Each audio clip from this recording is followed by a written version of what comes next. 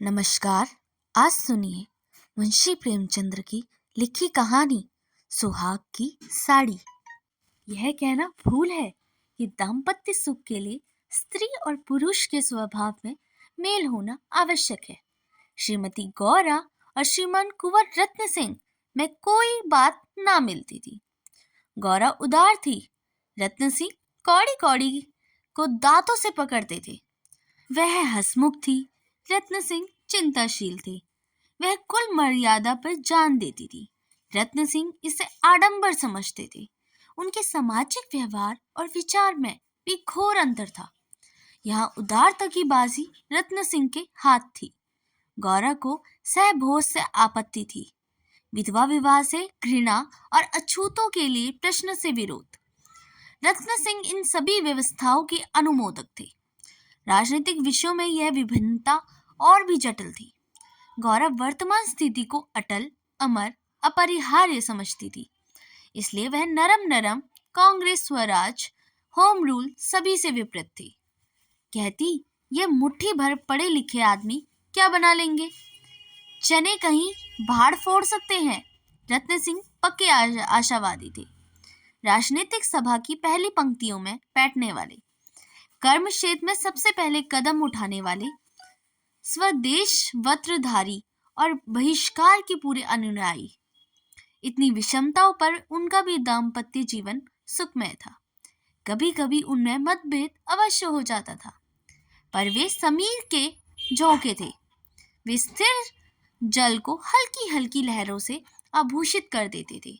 वे प्रचंड झोंके नहीं, जिनसे सागर विपुल क्षेत्र हो जाता है। थोड़ी सी सदिच्छा सारी विषमताओं और मतभेदों का प्रतिकार कर देती थी। विदेशी कपड़ों की होलियां जलाई जा रही थी। स्वयं सेवकों की छत्ते भिखारियों की भांति द्वारों पर खड़े होकर विलायती कपड़ों की भिक्षा मांगते थे, और ऐसा कदाचित ही कोई द्वार था जहां उन्हें निराश होना पड़ता हो। गद्दर और गाड़े के दिन फिर गए थे। नयन सुख, नयन दुख, मलमल और तानसेब तन भेद हो गए थे। रत्न सिंह ने आकर गौरा से कहा, लाओ अब सब विदेशी कपड़े संदूक से निकाल दो। दे दूं? गौरा, अरे तो इसी घड़ी कोई साइत निकाली जाती है, फिर कभी दे देना। रत्न, वाह, लोग द्वार पर खड़े कोलाहल मचा रहे हैं और तुम कहती हो फिर कभी दे देना। गौरा, तो यह कुंजी लो, निकाल कर दे दो, मगर यह सब है लड़कों का खेल। घर फूकने से स्वराज ना कभी नहीं मिलता और ना मिलेगा। रत्न, मैंने कल ही तो इस विषय पर तुमसे घंटों सिर पिच्ची की थी और उस समय तुम मुझसे सहमत हो गई थी। आज फिर तुम वही शंकाएं करने लगी हो। गौरा, मैं तुमसे अप्रसन्न हो जाने के डर से चुप हो गई थी। रत्न, अच्छा, शंकाएं फिर कर लेना। इस समय जो करना है वह करो। गौरा, लेकिन मेरे कपड़े तो ना लोगे ना? रत्न, सब देने पड़ेंगे। विलायत का एक सूत भी घर में रखना मेरे प्रण को भंग कर देगा। इतने में राम टहल साइस ने बाहर से पुकारा, सरकार, लोग जल्दी मचा रहे हैं। कहते हैं अभी कई मोहल्लों का चक्कर लगाना है, कोई गाड़े का टुकड़ा हो वो भी मिल जाए। मैंने भी अपने कपड़े दे दिए। केसर महरी कपड़ों की एक गठरी लेकर बाहर जाती हुई दिखाई दी। रत्न सिंह ने पूछा, क्या तुम भी अपने कपड़े देने जा रही हो? केसर ने लजाते हुए कहा, हाँ सरकार, जब देश छोड़ रहा है तो मैं कैसे पहनूं? रत्न सिंह ने गौरा की ओर आदेशपूर्ण नेत्रों से देखा। अब विलंब ना कर सकी, लज्जा से सिर झुकाए संदूक खोलकर कपड़े निकालने लगी। एक संदूक खाली हो गया और दूसरा संदूक खोला। सबसे ऊपर एक सुंदर रेशमी सूट रखा हुआ था, जो कुंवर साहब ने एक अंग्रेजी कारखाने से सिलाया था। गौरा ने पूछा, क्या यह सूट भी निकाल दूं? रत्न, हाँ हाँ, इसे कितने दिन के लिए रखोगी? गौरा, यदि मैं जानती कि इतनी जल्दी हवा बदलेगी तो यह सूट कभी ना बनवाने देती। सारे रुपए खून हो गए हैं। रत्न सिंह ने कुछ उत्तर ना दिया। तब गौरा ने अपना संदूक खोला और जलन के मारे स्वदेशी विदेशी सभी कपड़े निकाल कर फेंकने लगी। वह आवेश प्रवाह में आ गई। उसने कितनी ही बहुमूल्य फैंसी जैकेट और साड़ियां भी जिन्हें किसी समय पहनकर फूली ना समाती थी। बस साड़ियों के लिए तो उसे रत्न सिंह के लिए बार बार तजाके करने पड़ते थे, पर इस समय सबकी सब आंखों में खटक रही थी। रत्न सिंह ने उसके स्वभावों को ताड़ रहे थे।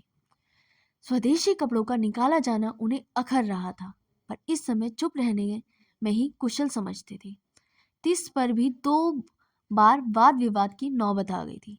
एक बनारसी साड़ी के लिए तो वह झगड़ पड़े और गौरा के हाथ से छीन लेना चाहा। वह गौरा ने एक न मानी, निकाल ही फेंका। सहसा संदूक में से एक केसरिया रंग की तन बेस की साड़ी निकल आई, जिस पर पक्के आंचल और पल्ले टके हुए थे। गौरा ने उसे जल्दी से लेकर अपनी गोद में छिपा लिया। रतन सिंह ने पूछा, कैसी साड़ी है? गौरा, कुछ नहीं, तंजेब की साड़ी है, आंचल पक्का है। रत्न तंजेब की है, तब तो वो जरूर विलायती होगी। उसे अलग क्यों रख लिया है? क्या वह बनारसी साड़ियों से अच्छी है? गौरा, अच्छी तो नहीं है, पर इसे ना दूंगी। रत्न, वाह, विलायती चीज को मैं ना रखने दूंगा, लाओ इधर। गौरा, नहीं, मेरे खातिर इसे रहने दो। रत्न, तुमने मेरी खातिर एक भी चीज ना रखी, मैं क्यों तुम्हारे खातिर करूं? गौरा, पैर पड़ती हूं, जिद ना करो। रत्न, स्वदेशी साड़ियों से जो चाहे रख लो, लेकिन इस विलायती चीज को मैं ना रखने दूंगा। इसी कपड़े की बदौलत हम गुलाम बने, यह गुलामी का दाग मैं अब नहीं रख सकता, लाओ इधर। गौरा, मैं इसे ना दूंगी। एक बार नहीं 1000 बार कहती रहूं कि नहीं दूंगी। रत्न, मैं इसे लेकर छोड़ूंगा। इस गुलामी के पटके को, इस दासत्व के बंधन को किसी तरह नहीं रखूंगा। गौरा, नाटक सिद्ध करते हो। रत्न, आखिर तुमको इससे इतना प्रेम क्यों है? गौरा, तुम तो बाल की खाल निकालने लगते हो। इतने कपड़े थोड़े हैं, एक साड़ी रखी ली तो क्या हुआ? रत्न, तुमने अभी तक इन होलियों का आशय नहीं समझा। गौरा, खूब समझती हूँ, सब ढोंग है। 4 दिन में जोश ठंडा पड़ जाएगा। रत्न, तुम केवल इतना बदल दो कि यह साड़ी तुम्हें इतनी प्यारी क्यों है, तो शायद मैं मान जाऊं। गौरा, यह मेरी सुहाग की साड़ी है। रत्न, जरा देर सोचे, तब मैं भी इसे कभी ना रखूंगा। मैं विदेशी वस्त्र को यह शुभ स्थान नहीं दे सकता। इस पवित्र संसार का एक अपवित्र स्मृति चिन्ह घर में नहीं रख सकता। मैं इसे सबसे पहले होली की भेंट करूंगा। लोग कितने हतबुद्धि हो गए थे कि ऐसे शुभ कार्यों में भी विदेशी वस्तुओं का व्यवहार करने में संकोच न करते थे। मैं इसे अवश्य होली में दूंगा। गौरा, कैसा असगुन मुंह से निकालते हो। रत्न, कैसी सुहाग की साड़ी का घर में रखना अपशगुन, अमंगल, अनिष्ट और अनर्थ है। गौरा, यूं चाहे जबरदस्ती छीन ले जाओ, पर खुशी से नहीं दूंगी। रत्न, तो फिर मैं जबरदस्ती ही करूंगा, मजबूरी है। यह कहकर वह लपके से गौरा के हाथों से साड़ी छीन ली। गौरा ने उसे मजबूती से पकड़ लिया और रत्न की ओर कातार नजरों से देखकर कहा, तुम्हें मेरे सिर की कसम। केसर महरी बोली, बहू जी की इच्छा है तो रहने दीजिए। रत्न सिंह के बड़े हुए हाथ रुक गए, मुख मलिन हो गया। उदास होकर बोले, मुझे इतना व्रत तोड़ना पड़ेगा, प्रतिज्ञा पत्र पर झूठे हस्ताक्षर करने पड़ेंगे। खैर, यही सही। शाम हो गई थी। द्वार पर स्वयं सेवकगण शोर मचा रहे थे। कुंवर साहब, जल्दी आइए, श्रीमती जी से भी कह दीजिए हमारी प्रार्थना स्वीकार करें, बहुत देर हो रही है। उधर रत्न सिंह असमंजस में पड़े हुए थे कि प्रतिज्ञा पत्र पर कैसे हस्ताक्षर करूं। विदेशी वस्त्र घर में रखकर स्वदेशी वस्त्र का पालन क्यों कर होगा। आगे कदम बढ़ा चुका हूं, पीछे हट नहीं सकता, लेकिन प्रतिज्ञा का अश्रक्ष पालन करना अभिशिष्ट तो नहीं, केवल उसके आश्चर्य पर लक्ष्य रखना चाहिए। इस विचार से मुझे प्रतिज्ञा पत्र पर हस्ताक्षर करने का पूरा अधिकार है। त्रिया हट के सामने किसी की नहीं चलती। यूं चाहो तो एक ताने में काम निकल सकता है, तो उसे बहुत दुख होगा। यही भावुक है, उसके भावों का आदर करना मेरा कर्तव्य है। गौरा भी चिंता में डूबी हुई थी। सुहाग की साड़ी सुहाग का चिन्ह है, उसे आग कितने अपशगुन की बात है। ये कभी कभी बालकों की भांति जिद करने लगते हैं, कभी धुन में किसी के सुनते नहीं हैं, बिगड़ते हैं तो मानो मुंह ही सीधा नहीं होता।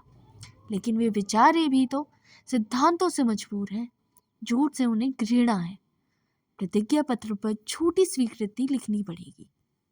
उनकी आत्मा को बड़ा दुख होगा, घोर धर्म संकट में पड़े होंगे। यह भी तो नहीं हो सकता कि सारे शहर में स्वदेशा रोगियों की सिर मोर बनकर उस प्रतिज्ञा पत्र पर हस्ताक्षर करने से आनाकानी करे। कहीं मुंह दिखाने की जगह ना रहेगी। लोग समझेंगे बना हुआ है, पर शगुन की चीज कैसे दे दूं। इतने में उसने राम टहल साइज को सिर पर कपड़ों का गट्टर लिए बाहर जाते हुए देखा। केसरी मेहरी भी एक गट्टर सिर पर रखी हुई थी। पीछे पीछे रत्न सिंह हाथ में प्रतिज्ञा पत्र लिए जा रहे थे। उनके चेहरे पर ग्लानि की झलक थी। कोई ऐसा सच्चा आदमी झूठी गवाही देने जा रहा हो। गौरा को देखकर उन्होंने आंखें फेर ली और चाहा कि उसकी निगाह बचाकर निकल जाऊं। गौरा को ऐसा जान पड़ा कि उनकी आंखें डबडबाई हुई है। वह राह को रोककर बोली, जरा सुनते जाओ, रत्न जाने दो, दिक ना करो। लोग बाहर खड़े हुए हैं। उन्होंने चाहा कि पत्र को छिपा लूं, पर गौरा ने उसे उनके हाथ से छीन लिया। उसे गौरा से पढ़ा और एक क्षण चिंता मग्न रहने के बाद बोली, वह साड़ी भी लेते जाओ। रत्न, रहने दो, अब तो मैं झूठ लिख ही दिया है। गौरा, मैं जानती थी कि तुम ऐसी कड़ी प्रतिज्ञा कर रही हो। रत्न, यह तो मैं तुमसे पहले ही कह चुका हूँ। गौरा, मेरी भूल थी, मुझे क्षमा कर दो। इसे लेते जाओ।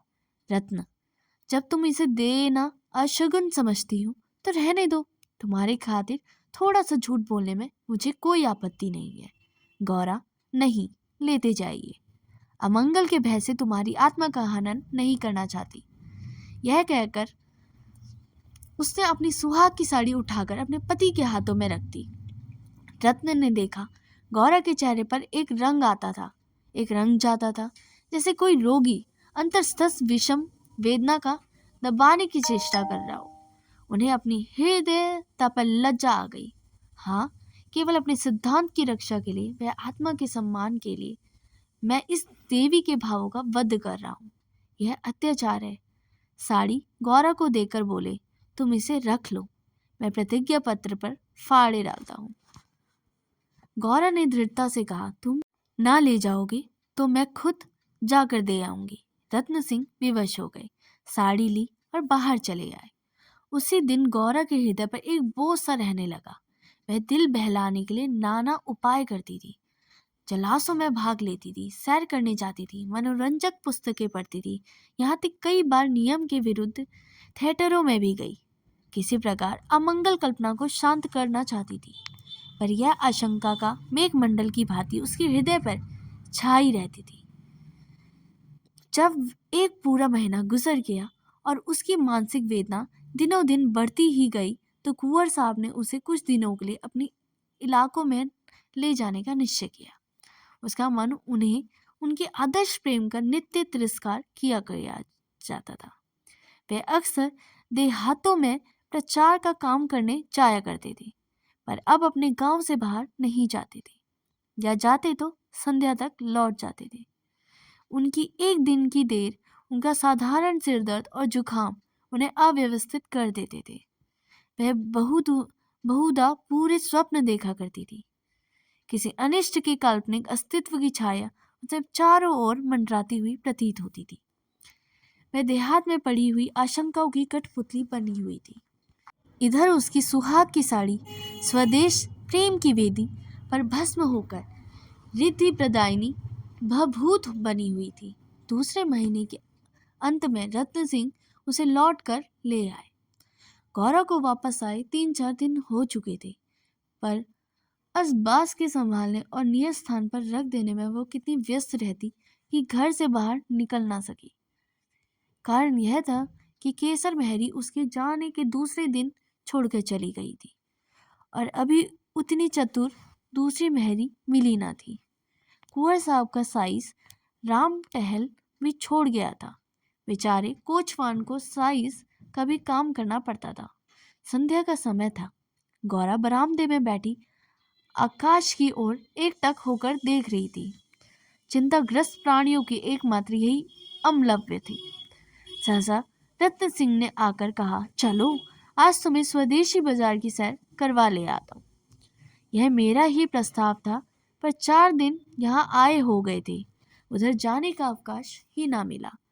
गौरा, मेरा तो मन जाना ही नहीं चाहता, यहीं बैठकर कुछ बातें करो। रत्न, नहीं, चलो देख के आवे, 1 घंटे में लौट आवेंगे। अंत में गौरा राजी हो गई। इधर महीने से बाहर ना निकलती थी। आज उसे चारों तरफ एक विचित्र शोभा दिखाई दी। बाजार इतनी रौनक पर ना था। वह स्वदेशी बाजारों में पहुंची तो जुलाहों और कोरियों को अपनी अपनी दुकान सजाए बैठा देखा। सहसा एक वृद्ध कोरी ना आकर रत्न सिंह को सलाम किया। रत्न सिंह चौंक कर बोले, राम टहल, तुम अब कहाँ हो? राम टहल का चेहरा श्री संपन्न था। उसकी अंग अंग में आत्मसम्मान की आशा झलक रही थी। आंखों में गौरव ज्योति थी। रत्न सिंह को कभी अनुमान न हुआ कि अस्तबल साफ करने वाला बुढ़ा राम टहल इतना सौभाग्य, इतना भद्र पुरुष है। वह बोला, सरकार, अब तुम अपना कारोबार करता हूँ। जब से उसकी गुलामी छोड़ी तब से अपने काम में लग गया। आप लोगों की निगाह हम गरीबर पर हो गई। हमारा भी गुजर हो रहा था, नहीं तो आप जानते ही हैं कि किस हालत में पड़ा हुआ था। जात का कोरी हूँ, पर पापी पेट के लिए चमार बन गया था। रत्न, तो भाई अब मुंह मीठा करवाओ। यह बाजार लगाने में मेरी सलाह थी। बिक्री तो अच्छी होती होगी। राम टहल, हाँ सरकार, आजकल खूब बिक्री हो रही है। माल हाथों हाथ उड़ जाता है। यहाँ बैठते हुए 1 महीना हो गया है, पर आपकी कृपा से लोगों के 4 पैसे वो बेबाक हो गए हैं। भगवान की दया से रूखा सूखा भोजन 2 समय मिल जाता है, और क्या चाहिए। मालकिन की सुहाग की साड़ी के होली में आना कहिए और बाजार का चमकना कहिए। लोगों ने कहा, जब इतने बड़े आदमी हो तो ऐसे शगुन की चीज की परवाह नहीं करते, तो हम विदेशी कपड़े क्यों रखें। जिन दिन होली जली थी उसके 2-4 दिन पहले ही सरकार इलाकों पर चली गई थी। उसके पहले भी सरकार कई दिनों तक घर में बहुत सारे काम निकलते थे। मैं तो यही कहूँगा कि सारी माया उसी सुहाग की साड़ी की है। इतने में एक अधेड़ स्त्री गौरा के सामने आकर खड़ी होकर बोली, बहू जी, मुझे तो भूल नहीं गई ना। गौरा ने सिर उठाया तो सामने केसर मेहरी खड़ी थी। वह सुंदर साड़ी पहने हुई थी। हाथ पांव में मामूली गहने भी थे। चेहरा खिला हुआ था। स्वाधीन जीवन का गौरव एक एक भाव से प्रफुल्लित हो रहा था। गौरा ने कहा, इतनी जल्दी भूल जाऊंगी? आप कहाँ हो? हमें लौटने भी ना दिया, बीच में उड़ भागी। केसर, क्या करूं सरकार, अपना काम चलते देख सब्र ना हो सका। अब रोजगार न चलता था, तब तक लाचारी थी। पेट के लिए सेवा टहल कर्म कुकर्म सभी करना पड़ता था। अब आप लोगों की दया से हमारे दिन लौटे हैं। सब दूसरा काम किया करते हैं। अगर बाजार का यही रंग रहा तो हमारी कमाई खाए ना चुकेगी। यह सब आपकी साड़ी की महिमा है। उसकी बदौलत हम गरीबों के कितने घर बस गए। 1 महीना पहले इन दुकान वालों में से किसी को रोटियों का ठिकाना ना था। कोई साहस ही नहीं करता था, कोई तासे बजाता था, यहाँ तक कि कोई आदमी मेहतर का काम करते थे। कितने ही भीख मांगते थे। अब सब अपने धंधे में लगे हुए हैं। सच पूछो तो तुम्हारी सुहाग की साड़ी ने हमें सुहागिन बना दिया, नहीं तो हम सुहागिन होते हुए भी विधवाएं थी। सच कहती हूँ, सैकड़ों जवानों के निहत्य यही दुआ निकलते हैं कि आपका सुहाग अमर हो। आप हमारी रान जाति को सुहाग दान दिया। रत्न सिंह एक दुकान पर बैठकर कुछ कपड़े देखने लगी। गौरा का भावुक हृदय आनंद से प्रफुल्लित हो गया था। उसकी सारी अमंगल कल्पनाएं स्वप्न विक्षिप्त होती जा रही थी। आंखें सजल हो गई थी। सुहाग की देवी अश्रु संचित नेत्रों के सामने खड़ी आंचल फैलाकर अब सबको आशीर्वाद दे रही थी। उसे रत्न सिंह को भक्तिपूर्ण आंखों से देखकर कहा, मेरे लिए भी एक साड़ी ले आओ। जब गौरा यहाँ से चली तो सड़कों की बिजलियां जल चुकी थी। सड़कों पर खूब प्रकाश था। उसका हृदय भी आनंद के प्रकाश से जगमगा रहा था। रत्न सिंह ने पूछा, सीधे घर चलूं? गौरा, नहीं, छावनी की तरह होते चलो। रत्न बाजार खूब सजा हुआ था। गौरा, यह जमीन लेकर अपने एक स्थायी बाजार बनवा दो। स्वदेशी कपड़ों की दुकानें हो और किसी से किराया ना लिया जाए। रत्न, बहुत खर्च पड़ेगा। गौरा, मकान बेच दो, रुपए ही रुपए हो जाएंगे। रत्न, और रहे पैर तले? गौरा, नहीं, गांव वाले मकान में। रत्न, सोचूंगा। गौरा, इलाके में खूब कपास की खेती करवाओ। जो कपास बोए उसकी बेगार माफ कर दो। रत्न, हाँ, तदबीर अच्छी है, दूनी उपज हो जाएगी। गौरा, लकड़ी बिना काम दो तो कैसा होगा? जो चाहे चरखे बनवाने के लिए काट ले जाए। रत्न, लूट मच जाएगी। गौरा, ऐसे बेईमानी कोई नहीं करेगा। जब उसने गाड़ी से उतरकर एक घर में कदम रखा तो चित्त शुभ कल्पनाओं से प्रफुल्लित हो रहा था, मानो कोई बछड़ा खूंटे से छोड़कर कि लौले कर रहा हो। कहानी सुनने के लिए बहुत बहुत धन्यवाद। कहानी अच्छी लगी हो तो आप इसे खुद तक ही ना रखें, अपने मित्रों और परिवार के साथ शेयर कर सकते हैं। और चैनल अभी तक सब्सक्राइब नहीं किया तो इसे सब्सक्राइब भी कर ले और इसके साथ लगे हुए बेल आइकन को भी प्रेस करें ताकि मेरे द्वारा अपलोड की हुई कहानियों का नोटिफिकेशन आपको मिलता रहे। धन्यवाद।